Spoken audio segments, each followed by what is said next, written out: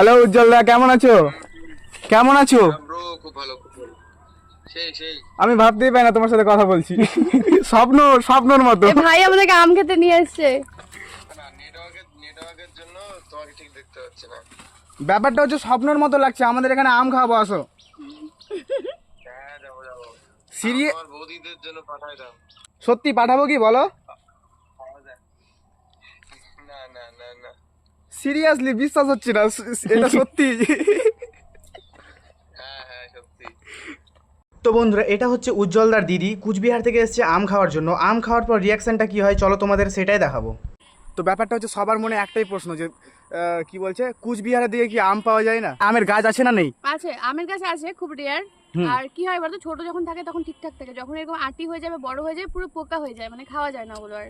ও এরকম ভালো ফ্রেশ আম পাওয়া যায় না। হ্যাঁ, তো আমটা খেয়ে কেমন লাগলো দিদি তোমার? দারুন দারুন, খুব ভালো, দারুন খেতে। কাঁচা আমের মধ্যে আর সাথে একটু লঙ্কার জল জিরে, আলাদাই একটা কম্বিনেশন, দারুন। তো আজকের ভিডিওটা এই পর্যন্ত। ভিডিও যদি ভালো লাগে ঠিকঠাক করে সাবস্ক্রাইব করে দাও।